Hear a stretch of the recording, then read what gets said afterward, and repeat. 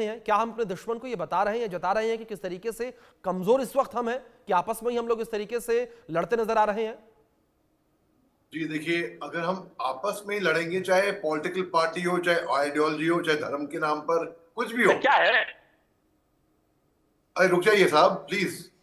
Okay. ठीक है तो अली शाह जी। अगर हम आपस में ही लड़ेंगे तो हम दुश्मन के एजेंडा को हम हवा दे देंगे, उनको बढ़ावा देंगे। दुश्मन चाहता क्या है? जी दुश्मन चाह रहा है कि हिंदुस्तान के अंदर फूट पड़ जाए, आपस में लड़े, और फिर वो वही दुश्मन की ताकत होगी सबसे बड़ी। बिल्कुल। तो दुश्मन ये क्लियर है।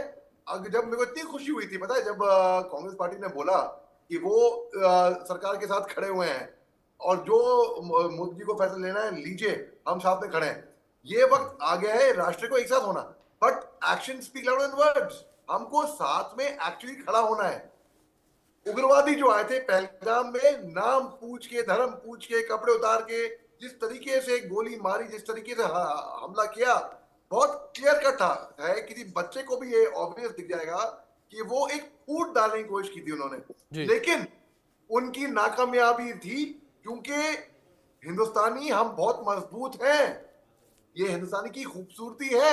जी हम सब एक हैं, यहाँ पे एकता है, और उसी एकता में फूट डालने की यहाँ पर पाकिस्तान से कोशिश की गई है। जी फिर आसिम मुनीर ने जो बयान दिया कि हिंदू मुसलमान करके, उसके 4 दिन के बाद हमला हो जाता है कि टू नेशन थियरी का। आपको मैं बताता हूँ एक बात।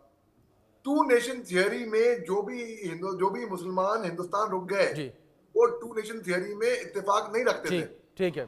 ठीक है अली शाह पाकिस्तान जी, में बिल्कुल ठीक तो भाई, बिल्कुल ठीक बात कही आपने। जिस तरीके से इस समय एकजुट होने का, चाहे पॉलिटिकल पार्टीज हो या देश की आम जनता हो। रमन जी कुछ कहने का प्रयास कर रहे थे, एक रिएक्शन रमन जी का ले लेता हूं मैं।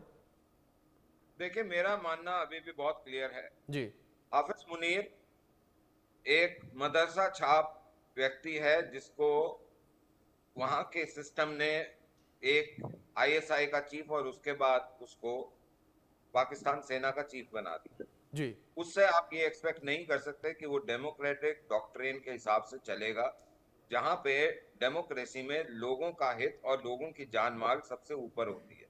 बट जी भारत जो है वो कॉन्स्टिट्यूशन और डेमोक्रेसी के हिसाब से चलता है। नंबर 1, इस समय दो चीजें बहुत स्पष्ट हैं। जो कांग्रेस ने करा वो एक अलग विषय है, उसको हमको बिल्कुल, हम उसकी भत्सना करते हैं, और साथ में मैं ये भी बोलता हूँ बहुत बचकाना हरकत है। लेकिन सबसे प्राइमरी गोल विश्व शांति के लिए पाकिस्तान के अंदर dismantling of the army of Pakistan, establishment of democracy, proper democracy, जहां पे बिना आर्मी के इन्फ्लुएंस के सरकारें लोग आवाम चूज करे, और एक डेमोक्रेटिक वे से जैसे भारत चलता है और प्रोग्रेस करता है, इंजीनियर बनाता है, डॉक्टर बनाता है, रोडें अच्छी बनती हैं, गाड़ियां बन रही हैं, चीजें बन रही हैं, हॉस्पिटल बन रहे हैं, कॉलेजेस बन रहे हैं, वैसा एक माहौल वहां की जनता को देना भी एक फर्ज है पूरे भारत का।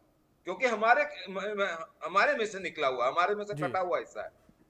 उसके अलावा ये टेरर जो है, उसको कोई भी आदमी जिसका दिमाग ठीक हो वो सपोर्ट नहीं कर सकता। बिल्कुल। टेरर का मतलब एक ही है कि वो एक, जिसे बोलते हैं ना, समाज के अंदर जिस प्रकार की अनुभूति कराता है डर की, वो किसी भी मनुष्य के लिए ठीक ठीक नहीं है है।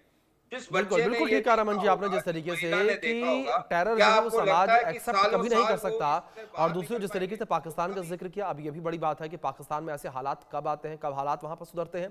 लेकिन फिलहाल अली शाह जी, रमन जी, अजय जी, आप तीनों मेहमानों का बहुत शुक्रिया इस चर्चा में शामिल होने के लिए, अपना कीमती वक्त देने के लिए। लेकिन इन सब के बीच ये